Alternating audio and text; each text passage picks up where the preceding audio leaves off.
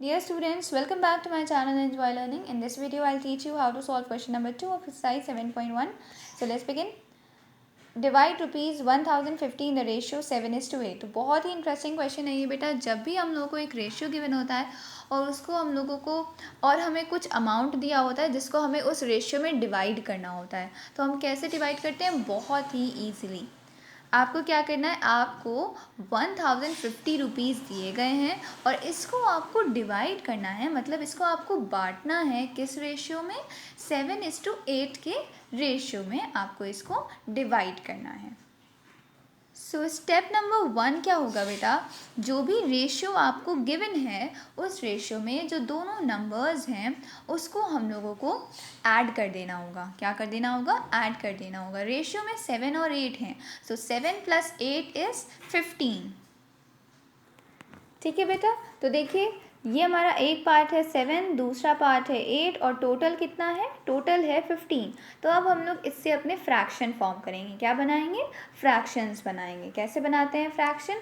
7, पहले 7 के लिए फ्रैक्शन बनाएंगे तो क्या करते हैं, अपॉन में टोटल लिखते हैं ना, 7 अपॉन टोटल। टोटल क्या आया है दोनों का? 15 आया है, तो 7/15 हो गया एक फ्रैक्शन और दूसरा फ्रैक्शन क्या हो जाएगा? 8/15 हो जाएगा। ठीक है, तो चलिए पहले फर्स्ट फ्रैक्शन के साथ काम करते हैं। जब हमने फ्रैक्शन बना लिया, मतलब जो भी रेशियो में दो नंबर गिवन है, फर्स्ट नंबर लिया और अपॉन में जो उन दोनों को ऐड करके आया था वो लिख दिया हम लोगों ने। ठीक है, तो ये आपका 7/15। फिर इसमें आपको मल्टीप्लाई करना होगा वो अमाउंट जिसको आपको डिवाइड करना है।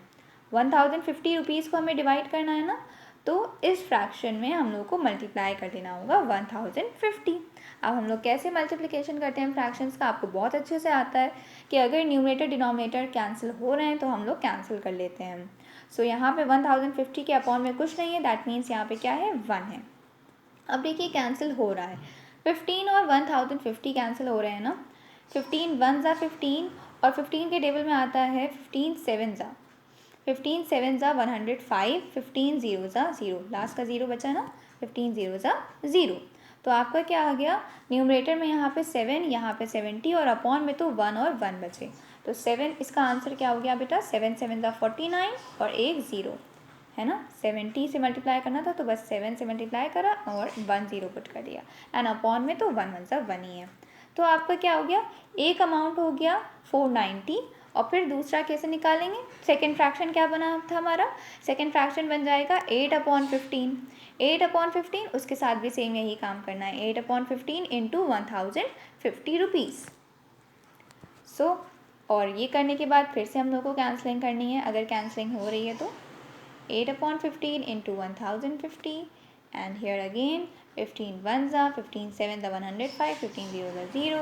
Now 8 into 70 है ना, 8 into 70 करेंगे तो क्या आ जाएगा बेटा?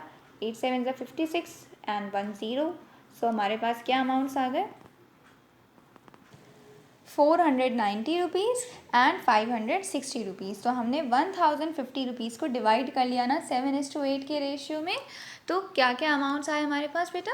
490 रुपीज़ आ गए एंड 560 रुपीज़ आ गए। This is your answer. So जब भी बेटा हम लोगों को कोई भी अमाउंट दिया हुआ होता है, कोई भी नंबर दिया होता है जिसे हमें एक रेशियो में डिवाइड करना होता है, उसे हम सिंपली ऐसे ही करते हैं कि पहले टोटल कर लेते हैं अपने रेशियो को, मतलब दो नंबर्स को ऐड कर देते हैं, देन हमारे पास 2 फ्रैक्शंस बन जाते हैं। ठीक है, 7/15 और 8/15। अपॉन में नीचे वो लिखते हैं डिनोमिनेटर में जो दोनों को ऐड करके आपका सम आया होता है, टोटल आया होता है, and then you simply multiply. That is all. Good luck.